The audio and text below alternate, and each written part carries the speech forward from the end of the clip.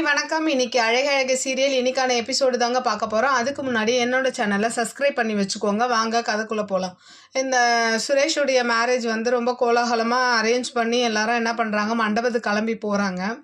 அப்போது சுரேஷ்க்கு மேக்கப்லாம் போட்டுட்டு இருக்கும் போது சுரேஷ்க்கான ஒரு பயமாகவே இருக்குது. ஏன்னா இன்னும் வேலை கிடைக்கல, ஆனால் பொய் சொல்லியிருக்கோமே அப்படின்ற மாதிரி பயந்துக்கிட்டு இருக்கான்.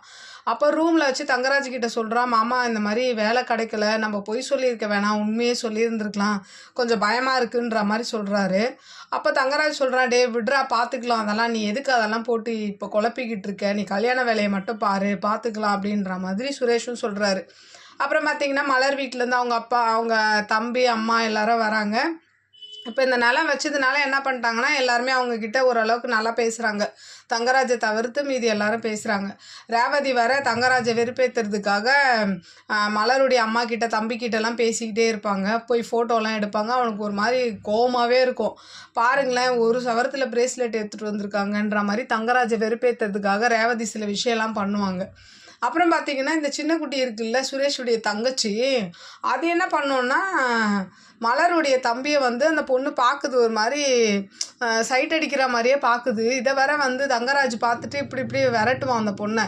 ஆனால் அந்த பொண்ணு வந்து அவனே தான் பார்க்கும். ஆனால் அந்த பையன் வந்து அந்த பொண்ணை பார்க்க மாட்டான்.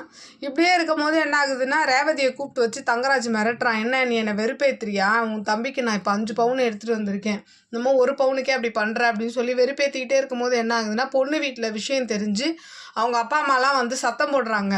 சத்தம் போட்டோன்னே இப்போ தங்கராஜ் வெளில வரான். அந்த மாதிரி எல்லாருமே வந்து நிற்கிறாங்க. அப்போ கேட்குறாரு அவங்க அப்பா, பொண்ணுடைய அப்பா, என்னப்பா இப்படி பொய் சொல்லியிருக்க, இவர் சொல்கிறாரு வேலையே கிடைக்கலன்னு, ஆனால் நீ என்கிட்ட வேலை கிடைச்ச மாதிரி சொன்ன அப்படின்ற போது அப்படியே ஒட்டுமொத்த குடும்பமும் வந்து அப்படியே அதிர்ச்சி ஆயிடுறாங்க.